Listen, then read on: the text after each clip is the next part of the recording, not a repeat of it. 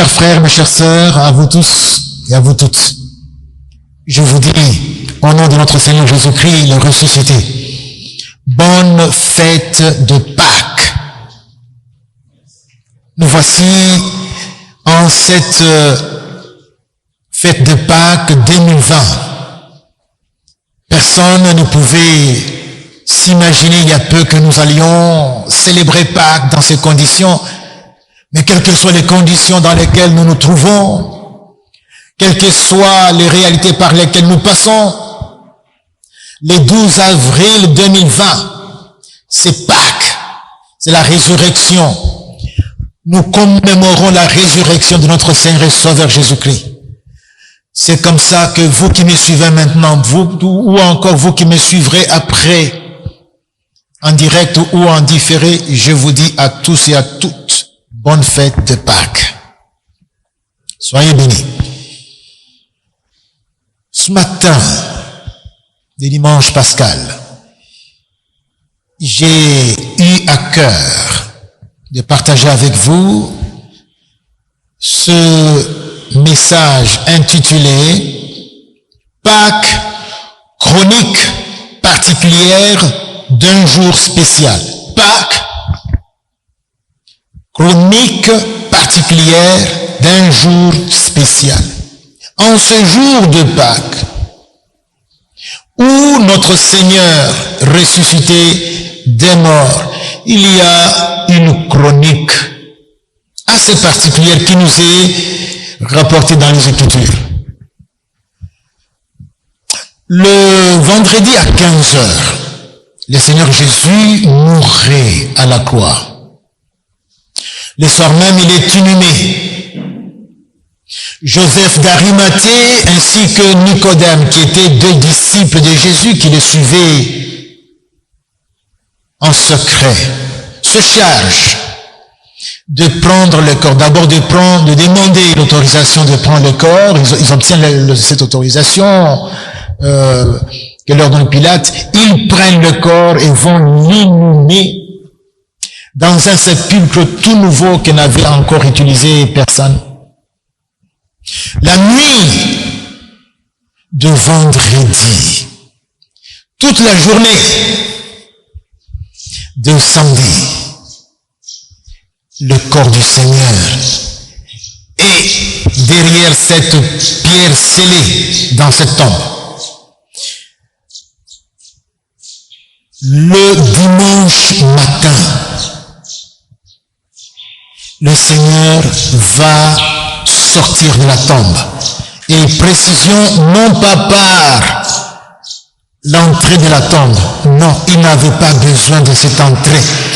Jésus va sortir triomphalement de cette tombe parce que son corps ne pouvait plus être retenu par les limites physiques. C'est vrai que la pierre va être roulée, mais ce n'était pas pour que Jésus sorte. La pierre va être roulée pour que nous tous, qui étions représentés par ces quelques dames qui étaient là, voyions que le tombeau était vide. Et j'aimerais répéter, le tombeau est resté vide jusqu'à ce jour. Tandis que les tombeaux des autres leaders, meneurs des peuples, si vous y allez, vous trouverez leur reste. Mais là, on a trouvé seulement les langes, les bandes et autres linges dont on s'était servi pour embaumer, pour préparer le corps de Jésus qu'on devait enterrer. C'était là, placé là. Jésus était sorti, était parti. Il est ressuscité. Et là, j'aimerais bien insister, le Seigneur est ressuscité. Sa résurrection signifie la victoire sur la mort. C'est très important parce que la mort est l'argument massu dont Satan s'était servi. La mort nous avait gardés captifs. Satan s'était servi de la mort pour que nous soyons des prisonniers. Et Jésus va jusque dans la mort. Il traverse la mort. Il va remporter la victoire sur la mort. L'œuvre de Jésus par excellence, c'est sa mort et sa résurrection. Et la résurrection, c'est la complétude de cette œuvre. Christ devait mourir, mais s'il n'était pas ressuscité, notre foi serait vaine. Il y en a dont les leaders sont morts, enterrés, c'est eux-mêmes qui les ont enterrés, mais ils continuent à croire en eux. Non, s'il y a quelque chose qui ne marche pas là. Nous croyons en un leader, c'est vrai, il y en a un, qui est mort, mais qui est ressuscité. Il l'avait dit, et c'est arrivé. Des preuves sont les gens. Matthieu n'est pas le seul qui nous parle de ce grand événement de la résurrection de notre leader, le Seigneur Jésus-Christ. Tous les autres évangélistes aussi en parlent. Mes frères, mes sœurs, de la chronique de ce jour crucial, nous allons partager 3 enseignements. Il y en a beaucoup.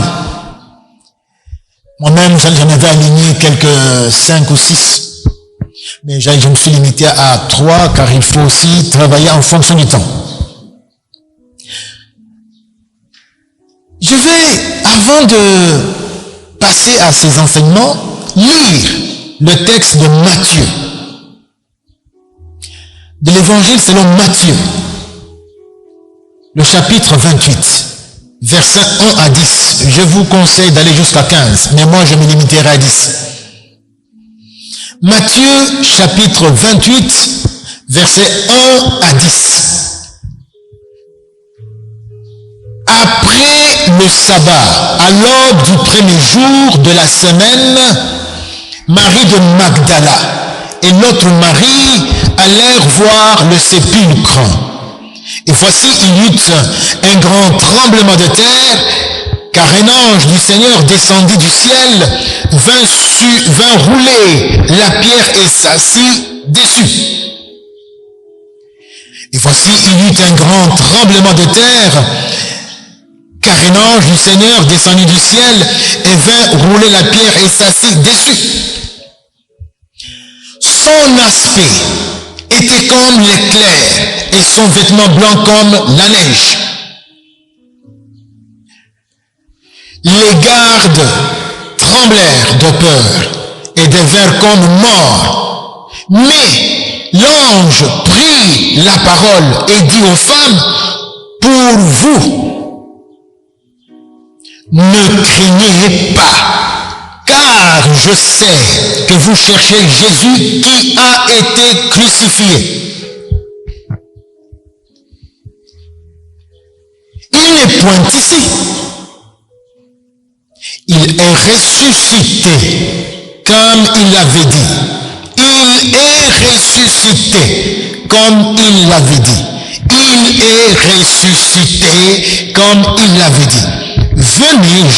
Venez, voyez le lieu où il a été couché. Et allez promptement dire à ses disciples qu'il est ressuscité des morts. Et voici, il vous précède en Galilée. C'est là que vous verrez. Voici, je vous l'ai dit. Et elles s'éloignèrent promptement du sépulcre avec crainte et avec une grande joie. Et elles coururent porter la nouvelle aux disciples. Et voici, Jésus vint à leur rencontre et dit, je vous salue. Elles s'approchèrent pour saisir ses pieds et elles se prosternèrent devant lui. Alors Jésus leur dit, ne craignez pas, ne craignez pas. Ne craignez pas, allez dire à mes frères de se rendre en Galilée. C'est là qu'ils me verront.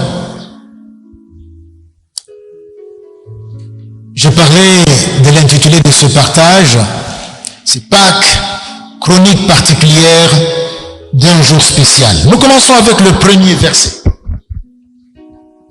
C'est là où nous avons le premier enseignement que j'aimerais partager. Voici ce qui est écrit.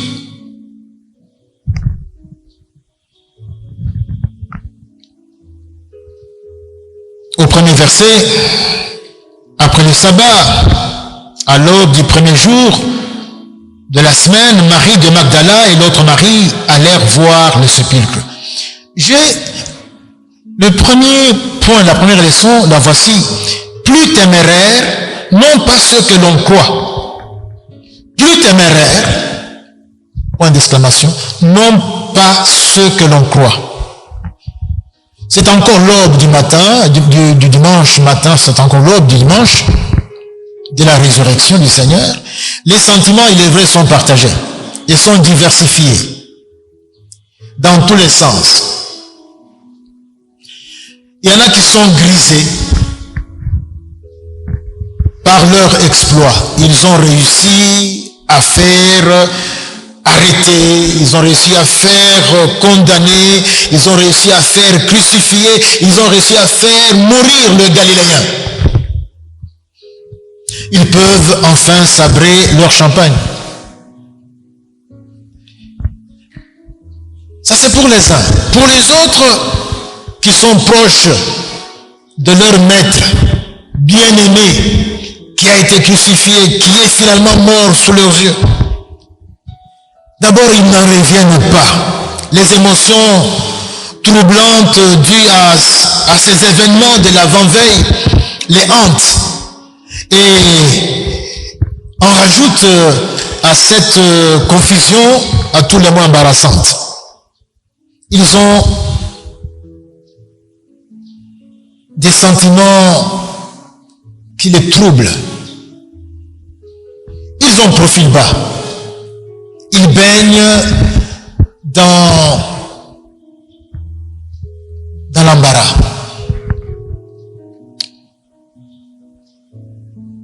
C'est comme s'ils étaient en train de faire tout un cauchemar. En tout cas, ils sont abattus. Les proches de Jésus sont abattus. Abattus, tétanisés. Ils étaient confinés. C'est pour dire que le confinement n'a pas commencé seulement au XXIe siècle. Ils étaient confinés. Confinés non pas parce qu'il y avait un virus quelque part dehors, confinés parce qu'ils n'osaient pas sortir, confinés parce qu'ils avaient peur des Juifs. Qu'est-ce qu'il allait en advenir d'eux après qu'on avait mis la main sur leur maître qu'ils suivaient? D'ailleurs, ils étaient reconnaissables et par leur accent puisqu'ils venaient de la Galilée. Et même par leur faquiès, on savait qui était avec qui. Mais aussi, la peur n'est pas... Ils étaient confinés. Pour faire quoi? Ils n'avaient pas un programme, ils ne voyaient pas, ils ne se voyaient pas sans Jésus, venu de la Galilée. Avec lui, ils entrent triomphalement en Jérusalem. Et puis tout d'un coup, le voilà arrêté, et puis mort s'ensuit. Enterré. Et puis, tous sont là. Confinement. La peur. Confinement. Ce sont ces gens timorés qui sont là, apeurés, qui étaient autrefois triomphants aux côtés de Christ, qui accomplissent des miracles, qui étaient accueillis par ici et par là. Les voilà maintenant là réconciliés et incapables de proposer quoi que ce soit. Il y a ici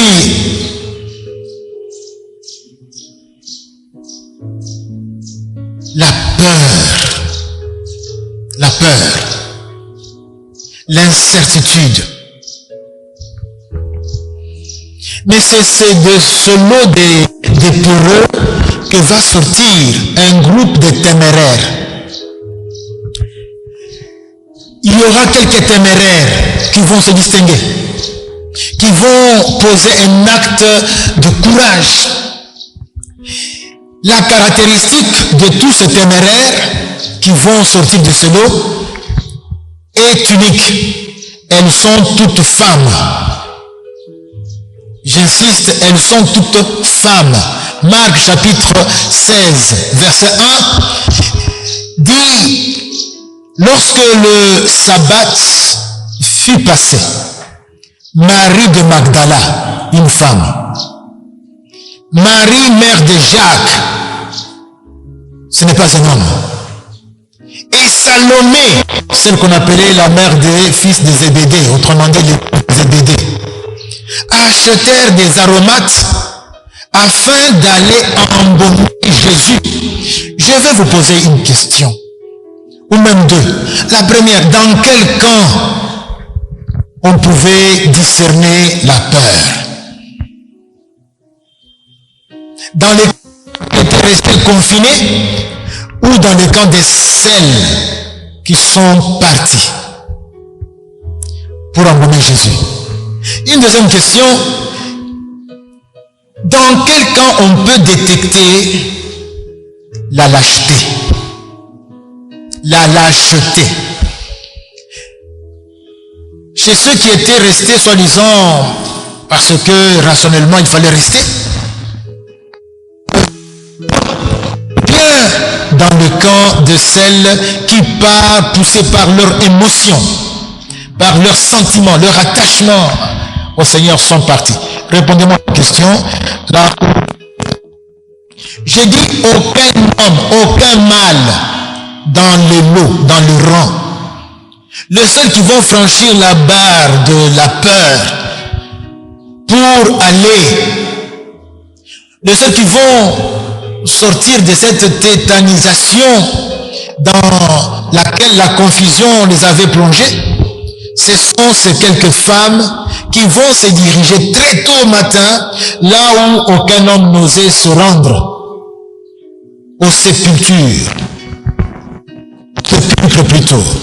La tombe de Jésus. Au cimetière. Là où Jésus était enterré. Personne n'osait se rendre. Il y avait à ce sépulcre, il y avait des soldats qui étaient là. Il y avait le risque de rencontrer les Juifs. Les femmes décident de se rendre là. Il faut vraiment avoir du cran pour le faire. Elles arrivent finalement, mes bien-aimés, ces championnes de Dieu sont nues, nous l'avons dit, plus par les émotions que par la raison. On sait très bien que entre les hommes et les femmes, les femmes sont plus émotives, les hommes plus rationnels. Mais ce qui est vrai est que même si avec les femmes nous avons la raison, avec les femmes nous sommes tous rationnels, du côté émotion elles sont plus que nous. Et c'est ça aussi leur force. Ici, les femmes se montrent plus téméraires que les hommes. C'est très important. On va y revenir. Là, c'est la première leçon. Ce sont les femmes qui se montrent plus téméraires que les hommes et qui vont partir à la tombe de Jésus.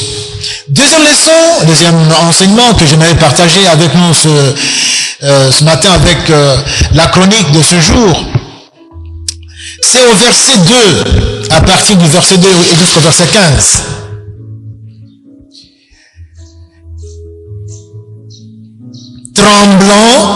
Nous tremblerons, non pas ceux qui s'imaginent.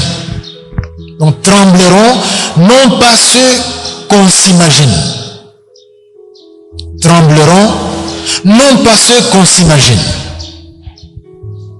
Ceux qu'on s'imagine qu'ils vont trembler, ce n'est pas forcément ceux-là qui vont trembler.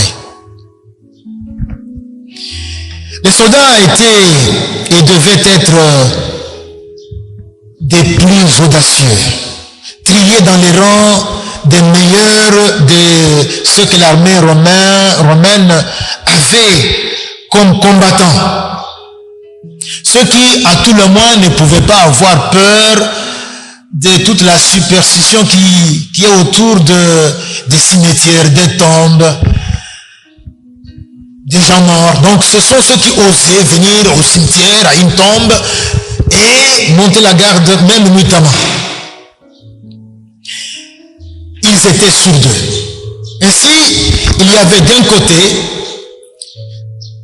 ces terribles militaires à l'aspect redoutable, et d'un autre côté venaient d'arriver même là des faibles femmes très affectées par les événements des dernières 48 heures.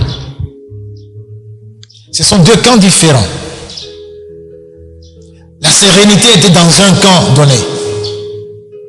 La tremblote et l'angoisse étaient dans le camp de celles qui venaient d'arriver. C'est alors que se produit un événement que nous avons au verset 2. Un tremblement de terre, un ange du Seigneur descend du ciel. Il n'y a pas que ça. Devant les soldats médusés, les voilà qui va rouler leur barrière, parce que c'est cela qui barrait la route à celui qui pouvait venir pour entrer ou à celui qui pouvait oser sortir. Donc ces chers sacrificateurs, quelque part, ils avaient aussi foi en ce que Jésus déclarait, parce qu'il avait quand même dit qu'il allait ressusciter. Alors ils se disent, bon, on ne sait jamais, autant mieux mettre une pierre. Ils ont dit officiellement que c'est pour que ses disciples ne viennent pas le prendre. Mais comment est-ce qu'ils pouvaient le faire avec ces gardes qui étaient là? Donc il vient et il roule la pierre. Il roule la pierre et puis s'assied dessus. Il est dit que les gardes tremblèrent de peur et devinrent comme morts. Ils avaient bien sûr l'assurance que rien de surnaturel n'allait advenir, mais ce qu'ils ont vécu les a perturbés. C'est un être angélique du ciel qui descend.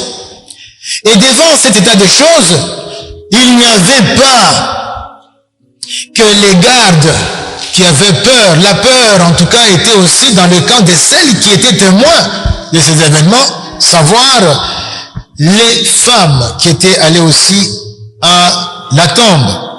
Mais ces deux camps vont connaître une distinction. Le camp des soldats, ils ont peur et ils tremblent, comme nous l'avons lu au verset 4. Les anges les laissent trembler, ils les ignorent. Ils vont continuer à trembler. L'autre camp, les femmes qui étaient venues, elles aussi ont peur. Ce qu'elles voient est surnaturel. Mais à la vue de cela, elles tremblent. Mais qu'est-ce qui advient? Les anges leur disent, pour vous, le verset 5, pour vous ne craignez pas, donc ne craignez pas. Il y a cet ange qui dit à ces femmes, pour vous ne craignez point, n'ayez pas peur, n'ayez pas peur, nous sommes ensemble, je suis avec vous. Ils ont peur de moi, de ce qui vient d'advenir, mais je ne suis pas contre vous. N'ayez pas peur, ne craignez pas. Pourquoi? Écoutez la raison, c'est très important. Je sais que vous cherchez Jésus. Ce n'est pas tout. Qui a été crucifié. Notez bien tout ce propos. Les mots utilisés sont à leur place. Je sais que vous cherchez qui? Jésus. Voilà pourquoi vous ne devez pas trembler. Et c'est Jésus que vous cherchez, une parenthèse importante, il a été crucifié. Mes frères, mes sœurs, de même aujourd'hui, dans la situation par laquelle toute la terre passe, il y a eu un événement qui s'est invité. Pouf, c'est tombé là. Cet événement qui est advenu et qui a surpris les deux camps, parce qu'il y a aussi deux camps, je vous dirais. Il y en a qui cherchent Jésus et il y en a qui ne cherchent pas. Les deux camps sont surpris. La pandémie de ce virus en forme de couronne qu'on ne parvient pas à contrôler, qu'on ne parvient pas à maîtriser. Cette pandémie, c'est un événement qui fait peur. Un événement qui nous fait trembler, nous tous. Il y a, je souligne, la même différence. J'ai déjà dit, il y a un camp, celui de tout le monde. Il y a un autre camp, celui de ceux qui craignent Jésus, qui cherchent Jésus.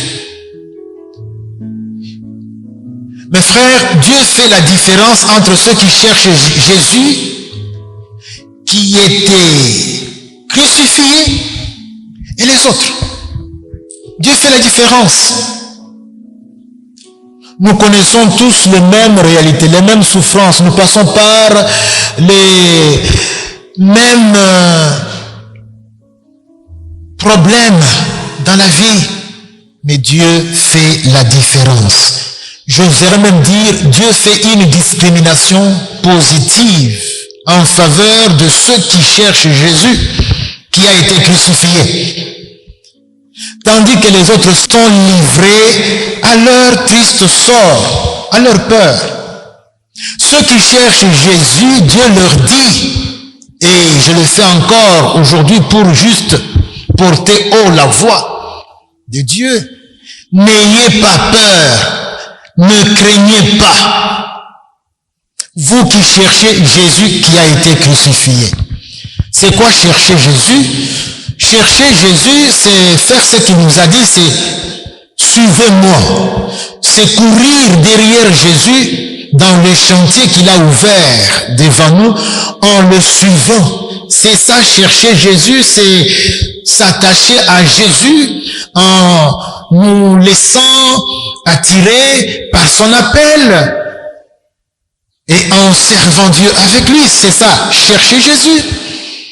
À ce propos, Jésus a dit dans Matthieu 6, 33, cherchez premièrement le royaume de Dieu. Cherchez premièrement le royaume de Dieu et la justice de Dieu. Premièrement, cherchez. Et qu'est-ce qui est juste? Qu'est-ce qui est justice de Dieu? Qu'est-ce qui est royaume de Dieu? C'est Jésus. C'est en suivant Jésus. On doit chercher premièrement. Et il nous dit, il y a une promesse, et toute autre chose vous serez donné par surcroît. Cherchez Jésus. Vous êtes venus chercher Jésus. Jérémie chapitre 29, versets 13 et 14a. Le Seigneur dit ceci, vous me chercherez et vous me trouverez. Et je me laisserai trouver par vous. Vous me chercherez et vous me trouverez si vous me cherchez de tout votre cœur. Et je me laisserai trouver par vous. On va revenir à cette réalité par rapport à ce texte plus loin. Vous me chercherez et vous me trouverez si vous me cherchez de tout votre cœur. Et je me laisserai trouver par vous. Vous qui cherchez Jésus va se laisser trouver et vous allez faire équipe avec lui. Ce qui va faire peur à toute menace et à tout celui qui menace ou à n'importe quelle autre cause de menace. Puisque vous formez l'équipe avec Jésus. Pour vous qui cherchez Jésus qui a été crucifié, n'ayez pas peur. N'ayez pas peur. À la croix, Jésus a vaincu plus fort que cette pandémie et son virus infectieux est cela pour vous. Donc n'ayez pas peur. Tout est sous contrôle. Et cela en votre faveur. Si Dieu est pour nous, qui sera contre nous? Romains chapitre 8, versets 15 à 39, lisez tout à la maison. Romains 8, 15 à 39. Qui nous séparera de l'amour de Christ? Or, l'amour de Christ a été manifesté à son comble quand à la croix Christ s'offrait. C'est là où l'amour de Dieu s'était manifesté à son comble. L'amour de Christ dont il nous aime, c'est quand il a accepté d'aller à la croix et de se laisser suspendre entre ciel et terre au moyen de clous à un bois, attaché à un bois. Il y a un refrain d'un cantique merveilleux, attaché à la croix pour moi, attaché à la croix pour moi, attaché à la croix pour moi. La suite. Il a pris mon péché, il m'a délivré, attaché à la croix pour moi. Jésus était attaché à la croix. C'est l'amour dont il nous aime. Donc, il est dit ici, qui nous séparera de l'amour de Christ, cet amour-là?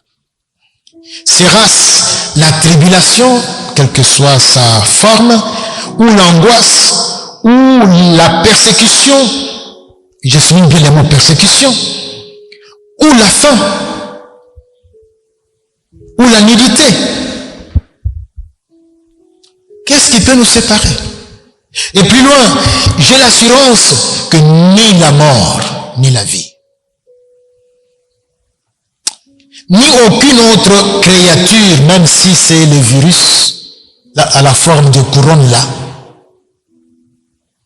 ce virus infectieux qui est en train de décimer le monde entier, eh bien, j'ai l'assurance que même ce virus ne pourra nous séparer de l'amour de Dieu manifesté à la croix par Jésus qui était crucifié. En Jésus-Christ, notre Seigneur. Mes frères, faisons notre part et cessons d'avoir peur. Laissons Dieu faire la sienne. Et quand je dis faisons notre part, il s'agit aussi même des règles d'hygiène. Quand on dit couvre-feu, respectez les temps. Quand on dit ne restez pas à moins d'1 mètre ensemble, respectez cette distance. Faites-vous des bisous à distance, saluez-vous à distance. Faites-vous ça. À distance, vous vous aimez comme je l'ai fait maintenant là. Bon, je vous aime. Respectez les règles d'hygiène, lavez-vous les mains régulièrement. Mais écoutez ce que je vous dis. Fuyez les péchés dans le confinement. Il y a des péchés qui sont rendus aussi faciles au gré du confinement. Cessez d'être méchant, d'être violent. Ça peut être la violence verbale. Supportez-vous. Cessez de vous quereller. Ne commettez pas d'inceste. Attention, oui, j'insiste bien, pas d'inceste dans le confinement. Il y a des viols dans certaines maisons et le confinement est propice à cela malheureusement. Alors ne péchez pas. Si vous n'aviez pas de bonnes relations familiales, travaillez pour les améliorer, pour que ça soit bon. Supportez-vous. Donc fuyez le péché, mais faites ce qui est bien. Que l'homme et la femme améliorent leurs relations. Que les enfants soient soumis aux parents. Ne soyez pas insoumis quand les parents vous disent restez à la maison. Obéissez. Ne soyez pas des rebelles. Et quand vous restez à la maison, soyez utiles. Soyez utiles, ne restez pas au lit toute la journée sans... Tu n'es là que pour manger. Non, bon, je ferme la parenthèse. La dernière leçon, le dernier enseignement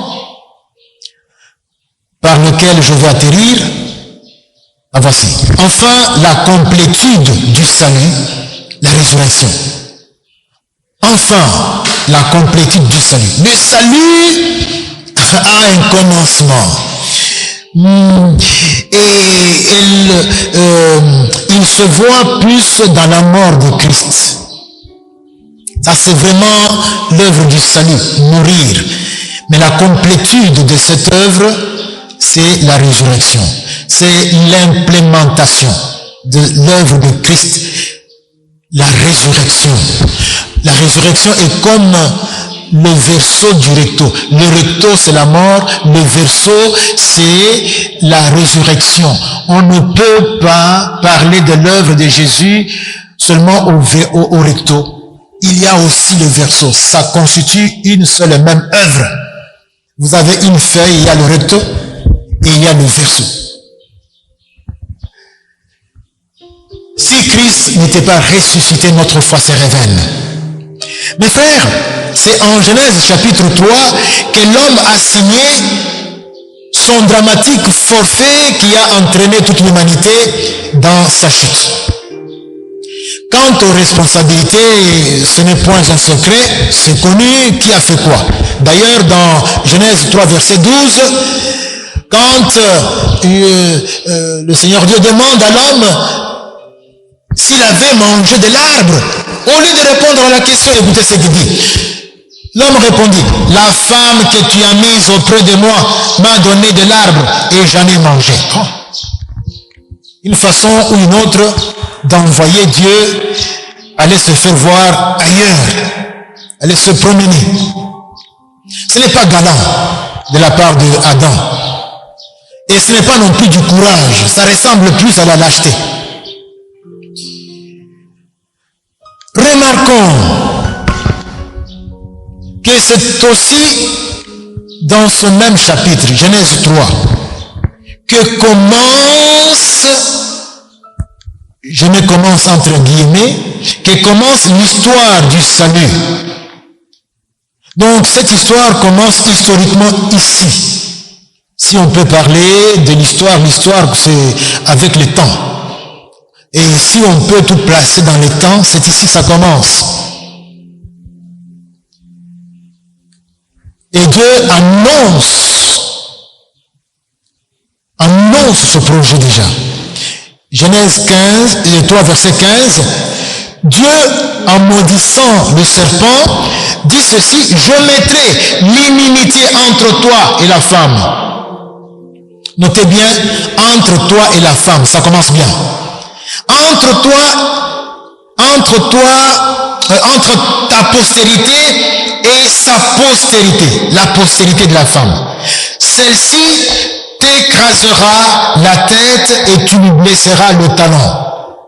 On aura le temps de revenir sur cette déclaration en d'autres circonstances. Mes frères, mes sœurs, Dieu se conduit en véritable gentleman. Adam l'a envoyé voir ailleurs. C'est la faute de la femme que tu as mise à mes côtés. Si ce n'est pas même ta faute, c'est toi qui m'as apporté cette femme. Par conséquent, Dieu va régler cette question en dehors de celui qui l'a envoyé se promener. Il va régler cette question en dehors d'Adam. Vous allez le voir avec moi. En marge d'Adam. Premièrement, il s'agit déjà dans l'annonce de l'inimitié entre le serpent et la femme. On aurait pu dire l'homme pour dire l'humanité et les hommes. Non, et la femme. Entre la postérité de la femme et celle du serpent. Déjà dans le propos dans le discours de Dieu, il écarte le mal. C'est très important, c'est à noter. De deux, Jésus-Christ, le salut incarné de toute l'humanité, va s'incarner dans une femme, Marie, une fille d'Ève. Ce n'est pas un fils d'Ève. Ce n'est pas un fils d'Adam. C'est une fille d'Ève. Sans que l'homme soit mis à contribution. En tout cas, c'est une affaire qui se passe entre Dieu et la femme. L'homme n'est contacté que pour dire, hey, stop, attention, reste ici. Tu n'as pas à chasser cette femme. Et il comprend que ce n'est pas une affaire simple. 3. À la croix, quand Jésus montait à la croix pour accomplir le salut, on commence avec le chemin de la croix. Les femmes, on les trouve volontairement là, faisant parler leurs émotions. Les femmes de Jérusalem pleurent. Elles s'expriment devant tous les méchants là, les sacrificateurs, devant les soldats. Toute la soldatesse là ne leur fait pas peur. Elles pleurent. Luc 23, verset 27. Et Jésus leur dit, ne pleurez pas sur moi, femmes de Jérusalem, pleurez plutôt sur vous et vos enfants. Le seul homme qui est cité qui soit mis à contribution sur le chemin du calvaire ici, de la croix, c'est un Libyen, un Africain qui venait des champs, contre son gré d'ailleurs. On l'a obligé de porter la croix. Donc, ce n'est pas vraiment un acte de bravoure. 4e, la crucifixion. À la crucifixion, à la croix, bien sûr, ce sont les femmes qui sont témoins. On parle des femmes de Marie, mère de Jésus, des autres femmes qui étaient venues avec Jésus de la Galilée. Elles sont présentes, elles sont là. Les hommes dans le confinement, tétanisés par la peur. Chacun cherchait dans quel trou il pouvait se cacher. Il est vrai qu'on parle de Jean qui est là, mais c'est pas ses relations avec les gens de la sacrificature. Mais ce sont les femmes qui sont bien mentionnées. Elles sont là. 5e, l'inhumation. À l'inhumation, il n'y a que les femmes. Il n'y a que les femmes. Les seuls hommes qui sont ici mentionnés, ils se retrouvent là par la force des choses. Et il faut noter que ce ne sont pas ceux du cercle ou du précaré des 12. Ce sont les disciples discrets. Les 12 qui pouvaient être là, personne des 12 n'était là. Il n'y avait qu'elles les femmes. Les femmes encore une fois. 6e, à la résurrection. C'est, comme je dis, la résurrection, c'est la complétude de la mort, de l'œuvre du salut. Il n'y a que les femmes qui sont là les premières. D'abord, elles viennent à la tombe, elles constatent que le tombeau est vide et elles reçoivent la mission d'aller parler de cela aux hommes. Aux hommes. Donc, les précurseurs du témoignage de l'évangile, ce sont les femmes. 7e, enfin, c'est à elles, encore une fois aux femmes, que le ressuscité va se montrer d'abord. Donc c'est comme pour dire, on règle la question de la femme qui est mise au banc des accusés parce qu'elle a été trompée par Satan. Eh bien, Dieu a réglé cette question au féminin avec les femmes. Les femmes vont recevoir la mission d'aller rapporter aux apôtres, de dire aux apôtres, aux hommes, que Jésus est ressuscité. C'est comme si autrefois j'étais apporté le fruit du péché. Cette fois-ci, je t'apporte la clé du salut. Et ça nous ça exonère la femme de tout poids d'accusation. Ça, c'est une chose. Une autre chose, ça qualifie la femme pour être servante de Dieu, pour être témoin. C'est comme l'autre fois là, la Samaritaine vient, dit aux hommes, écoutez, j'ai vu un monsieur, est-ce qu'il ne serait pas le Messie? Et quand les hommes viennent et voient et entendent ce que cet homme leur dit, ils sont arrogants. Ils vont dire à la femme, oh non, ce n'est pas à cause de tout ce que tu nous as dit que nous avons cru. Nous-mêmes, nous l'avons vu. Nous-mêmes, on a entendu. Et c'est la même chose jusqu'à ce jour. On veut écarter les femmes du ministère, mais ce sont-elles les précurseurs du témoignage? Au contraire, nous ne devions même pas décider si elle devait ou pas travailler en tant que ministre. Non. C'est elle qui devait plutôt nous céder la place à côté d'elle dans le ministère. Mais puisque nous sommes machos, nous sommes violents, nous avons des biceps, eh bien nous écrasons. Quelque part, ce n'est pas juste. Nous devons distinguer entre la tenue des femmes, les manières des femmes, le comportement des femmes et le ministère. Le ministère, c'est pour nous tous. D'abord, c'était donné aux femmes. On voit cela. Le ressuscité lui-même va donc dire aux femmes, allez dire aux apôtres. L'ange déclare aux femmes, nous sommes dans Matthieu 28, 6 à 10, il n'est point ici, il est ressuscité comme il avait dit. Allez promptement dire à ses disciples, donc aux hommes, qu'il est ressuscité des morts. C'est ça la bonne nouvelle. Il est ressuscité. Là où vous êtes répété après moi, Jésus est ressuscité. Jésus est ressuscité. C'est la bonne nouvelle. Il est parti pour se battre et il a triomphé. Il a transcendé la mort. Il n'est plus prisonnier de la dimension spatio-temporelle. Il est maintenant dans une autre dimension. Il est maintenant inaccessible à ce qui est physique, illimité à ce qui est physique. Il déborde. Allez donc dire cette nouvelle. Il est ressuscité. Il a vaincu la mort et tout ce qui entraîne la mort, y compris le virus corona. Elles s'éloignèrent. Donc allez dire à ses disciples, il est ressuscité et voici, il vous précède en Galilée, là où vous le verrez. Galilée qui était méprisée, mais Galilée qui avait été choisie, non seulement pour séjourner, mais aussi pour aller rencontrer les disciples et leur donner l'ordre suprême.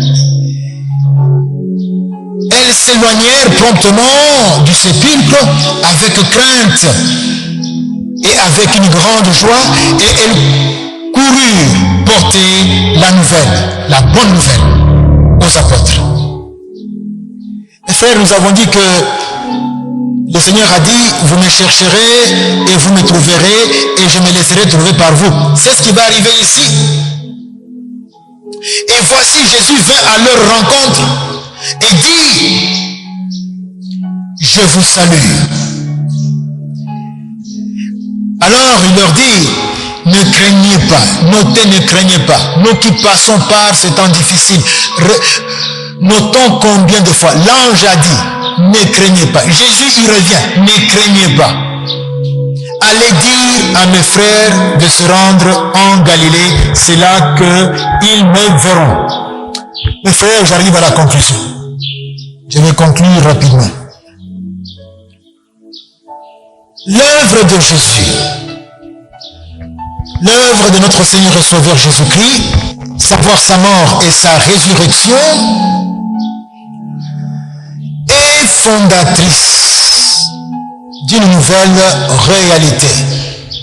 Jésus est passé de cette réalité, de ses limites, où il était, il a traversé la mort, il a transcendé. C'est cette nouvelle réalité dans laquelle nous sommes également aspirer quand Jésus nous appelle à lui.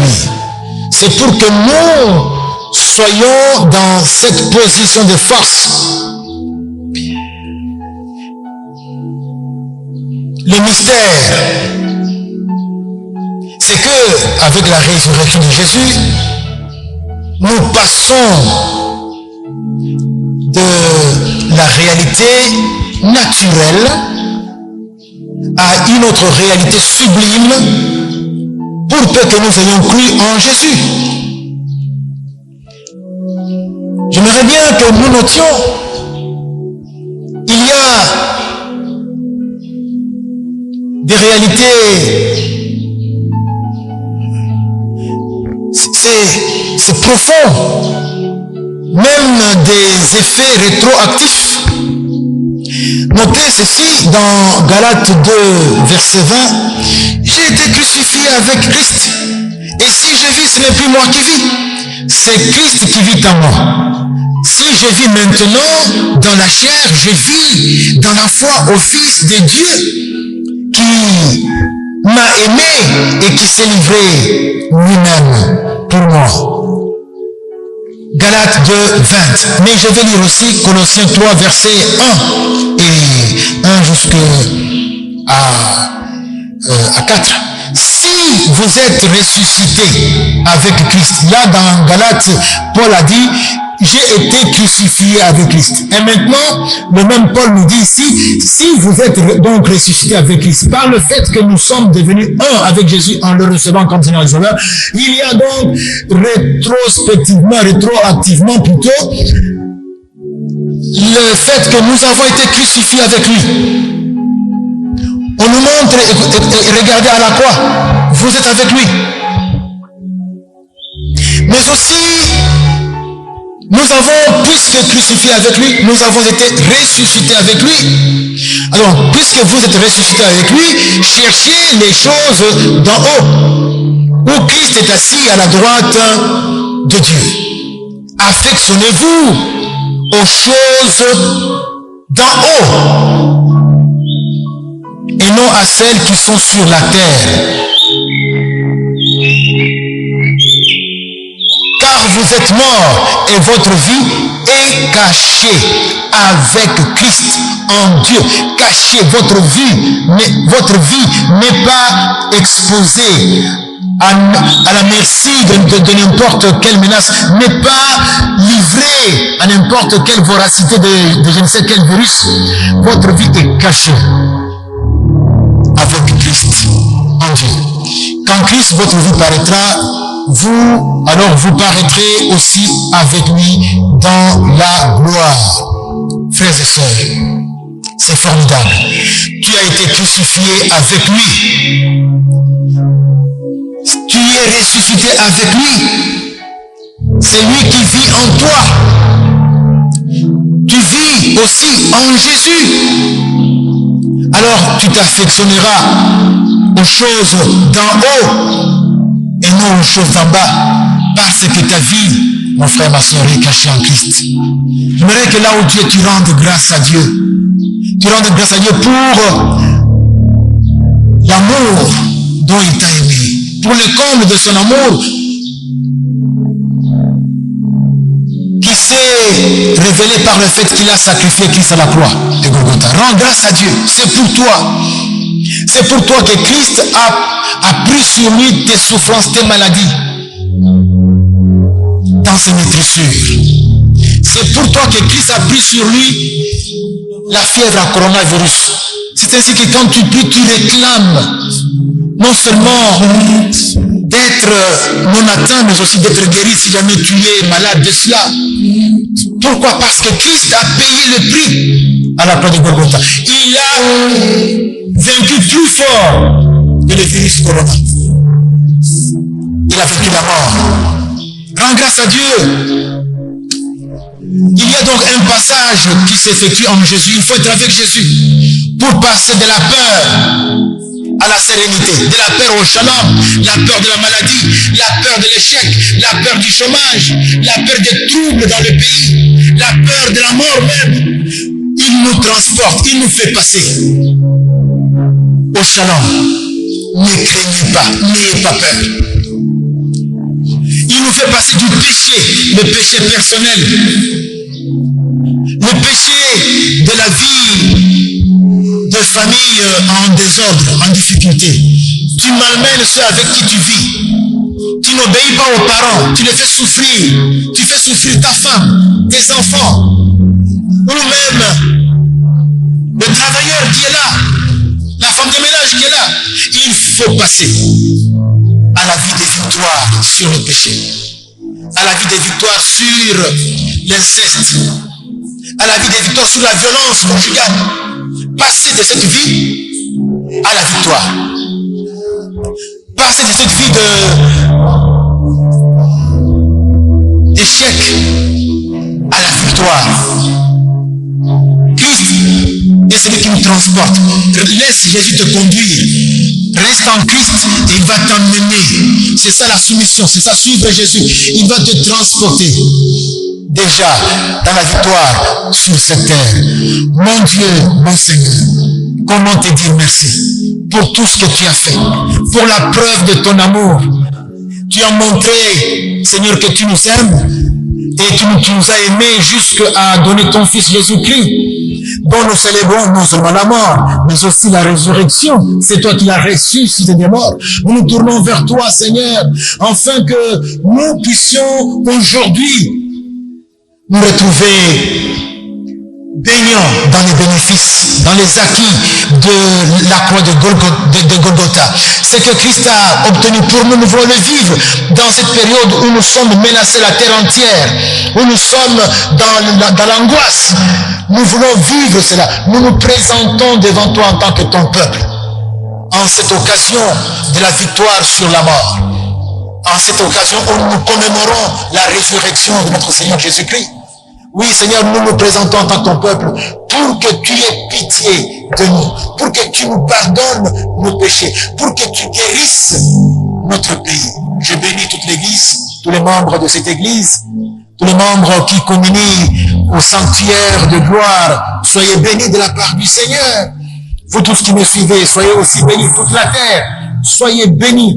Que le Seigneur visite les États-Unis, le Canada, la France, l'Europe occidentale, l'Italie, que le Seigneur visite l'Asie, l'Océanie, que le Seigneur visite toute la terre, l'Afrique, cette belle Afrique, mon continent, soit visité par le Seigneur, qu'il te fasse passer de toutes tes angoisses à la sérénité, au shalom. C'est ma prière pour vous, mes frères, pour vous, mes sœurs. Soyez délivrés. Toi qui n'as pas encore donné ta vie à Christ, je te supplie par les maîtrissures de Christ, donne ta vie à Jésus. Tu ne peux pas être transporté pour passer de cette vie misérable au bonheur que Christ nous apporte si tu n'es pas en lui. Donne ta vie à Christ et Christ te recevra avec empressement. Sois béni, Seigneur. Nous avons prié ainsi au nom de Jésus. Amen.